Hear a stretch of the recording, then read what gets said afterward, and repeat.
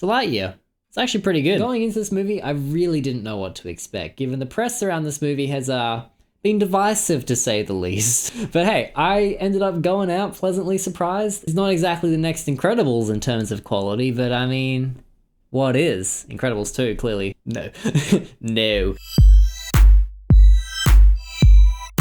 Starting at the beginning, I suppose, I really appreciate Buzz's arc in this movie. It needed a bit more expansion on it, but the premise is really cute. I like the fact that he marooned his crew due to, 1, not being a good teammate, and 2, his own arrogance. Especially with the montage, because when he actually gets the opportunity to correct his mistake, 4 years passes in not his time, but their time. So when he gets back, he's slowly losing everyone he loves, until he does, and I think that's a really subtle but beautiful way of showing the life that Buzz could have had, but ultimately didn't.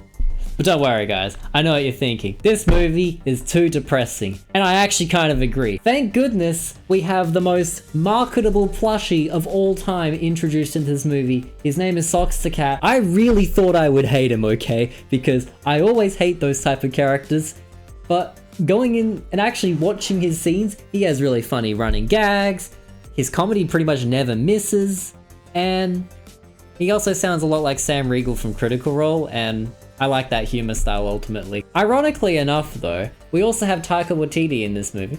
There's this running gag that he's given, and it is so boring, and I hate every bit of it. Basically, ooh, this has a pen holder. Anyway, look, I do like his role. I think he has a good character arc. I just didn't think he was that funny, which is kind of a shame really. Like, he's normally pretty funny. So looking at the rest of the supporting crew, they're pretty good. I like the grandma a lot. She's an ex-convict. I don't know her name. I kind of forget names a lot in media. It's not really an indictment of her character. I literally couldn't remember the My Hero Academia's main character. Midoriya, that's him. Yeah, that took me forever. That's my bar, okay? She brings a lot of levity in terms of she's just a fun little convict lady, and she just loves her weapons. What's not to love? And Lieutenant Hawthorne's granddaughter, she's a lot of fun as well. She has a really cool sequence in space, even though there's actually no stakes with it because they've got this like teleporty thing. So if like, okay, I'll lay out the scene for you. Lieutenant Hawthorne, right? She's gotta confront her fear of going to space by doing a spacewalk to Buzz, because if she doesn't, Buzz will not escape or something like that.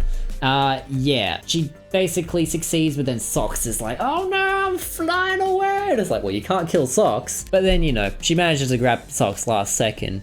Thing is, she could have literally just floated out into space, smacked her little back thing. Socks would not have died. We're not having a horse moment from the never-ending story. Socks would have been fine. There's a little bit of artificial stakes there, but I still liked it. Yeah, the crew ultimately, to me, I like them overall. I think they have a good dynamic. They feel very much like your first D&D session.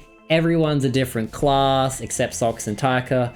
They accidentally chose the same class, but they all complement each other in their own ways. They all have good character arcs set up, and they all pay off, so I can't really complain about it. For a movie that is supposed to be a blockbuster set within the Pixar universe, ironic, you would expect this movie to be a lot campier, given the fact that the Buzz Lightyear toy in that entire trilogy is very campy. And hey, while I like the serious tone, it's a bit strange that they're trying to be like, yeah, that toy clearly is Buzz Lightyear, guys. It's like, when he says, ooh, Starfleet Command, that's it. He's a very serious character with a very serious arc. It feels like that toy is false advertising for this movie. This is a very modern movie, and for a Pixar movie that's meant to be based off a campy character, this is kind of your opportunity to go, hey, like, you know, want to have some tropes? I'd like some 90s tropes. Alas, they chose not to. I'm gonna try to defend the villain now. Not in terms of execution, but in terms of his concept, because his concept is great. An older Buzz that is hyper-focused to the extent of, I need to fix my wrongs at the cost of others. In another movie where it actually like spent time making Buzz a lot colder to his crew and more detached from reality, I could see that. As it is, Buzz and older Buzz just are too different of a character. I don't see this Buzz making the leap to this Buzz. Getting over that though, there's a couple of other areas that people complain about a lot online. The one being in Toy Story 2, Zurg was revealed to be Buzz's dad. This breaks canon. Yes and no. I think I have a solution for it. The fact is, older Buzz went to the future, right? And finds this abandoned alien tech that says the name Zurg, and it's just all there for him, right? Who is the original owner? It can still be Buzz's dad, and that's what we get in the next movie for the ultimate little villain reveal. They're playing the long con on us. That's how you make the reveal a surprise. You're like, oh, it's clearly just Buzz again. Wow, that's gonna be generic. And he opens the lid, it's like, holy shit, it's Buzz's dad! Ah! Honestly, my biggest complaint with this movie isn't any of what I said before. It's the fact that they didn't get Tim Allen back for the villain role.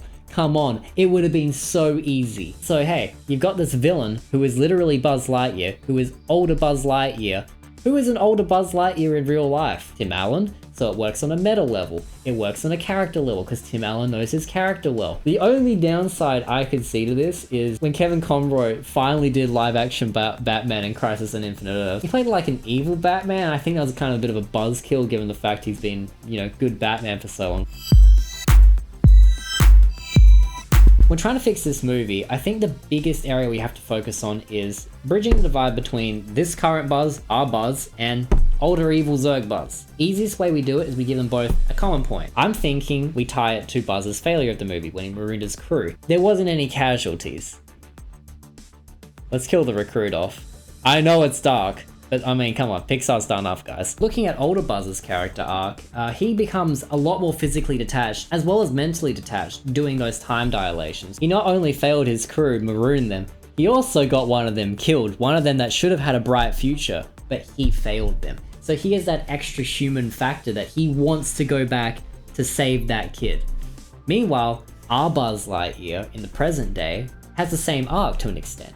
He still does the time dilation, he still gets emotionally detached, but that's when the crew comes in. The crew, slowly over the course of the movie, breaks down his barriers. They're a lot more justified to be like, hey, yes, you made mistakes, you could have relied on others, but you still can, you can rely on us, and hey, some good things can come out of a bad situation, which is what the movie was trying to say anyway. Older Buzz now is like, well, they're marooned, I killed someone, I can save him. Because that recruit there was Buzz, as we learn from that little monologue from present Buzz. I think it's a really simple fix. It adds so much depth to Buzz, future Buzz, makes the arcs work. Getting out of the nitpicks now, getting out of the rewrites. I have some other quick things I want to fire off. The flow of this movie, absolutely spectacular. Set pieces felt dynamic as well. They're also quite varied. And you'd hope it's quite varied given the fact that you're, on a planet pretty much for the entirety of the movie, so they did a good job. What can I say? Very watchable movie overall. Getting to my verdict, I'm going to give this movie a 7.5 out of 10. I had a really fun time with it. I'd like to hear what you guys say in the comments if you like my rewrites. Yeah, I mean, this is a brand new format for me. I mean, I'm going to be doing a lot of changes still overall, but hope you guys liked it. Have a happy day, everyone. Call adjourned.